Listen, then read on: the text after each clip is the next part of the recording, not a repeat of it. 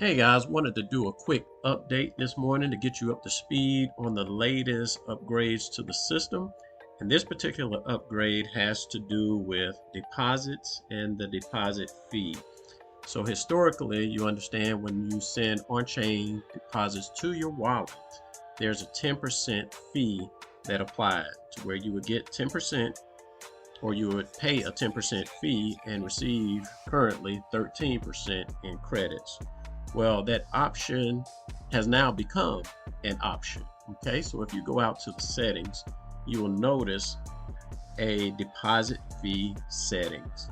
Now, when this is enabled, it will continue to operate as it has been operating since inception. However, if you want to use your wallet to receive Bitcoin on chain without incurring the deposit fee, simply come out and disable that. Now, this particular feature is by default going to remain enabled for every single wallet that exists right now. However, for new registrations, it will default a value of being disabled so that new users come in. If you go out there and create a new wallet, if you want to receive the deposit, make sure you come out to your settings and enable that. Okay, so this will charge you the fee, but it will also issue you an additional 30% of that fee in credits. So that way you can continue to grow your Bitcoin.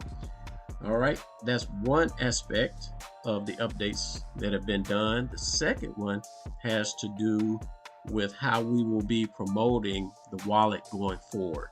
So over the course of the past year, I've come to realize that it is not a good idea to promote these wallets as a yield generating platform, because some systems look at it and will not advertise it because of that. Some look at it and think it's a scam and all of that other stuff. So those of us that use it know otherwise. However, we are pushing it to a community that have been bombarded with so many scams. So going forward, we will be promoting this for the other use cases that this wallet provides, and it provides many. At this stage of the game, Bitcoin, the traditional way, is still being processed with potentially high fees, and right now the fees are fairly low. But check this out, guys, and I tell this to you, and I'm going to show it to you right now. So this was like 11 months ago, back when around the point of the halving, or around that time when the runes were out, and the Bitcoin transactions were extremely slow and very expensive. So people were spending upwards of $100 back then just to send a Bitcoin transaction, guys. And that's crazy, $200. So one of the things that this wallet has a wonderful aspect of is being able to continuously pay low fees. And how do you do that? If you have the wallet and you want to send Bitcoin to someone else, just have them create a wallet, send them that Bitcoin, and you won't have to worry about high transaction fees. So it's always a good idea to have some funds or Bitcoin sitting out here in this wallet, so when times like this do come and no one is able to transact, or it becomes very expensive to transact on the Bitcoin blockchain, you guys know that you have an option to continue to pay low fees, and the transaction will complete within seconds, not having to wait minutes, hours, and even days back when this was occurring here. So these are the things we want to promote to the Bitcoin users and other people that are interested in Bitcoin, because the old way of doing things is out. Now, of course, we have layer 2 solutions like the Lightning Network, but using those type of platforms, you will still run into problems. The Lightning Network has a history of, I'm not going to say exploits, but vulnerabilities.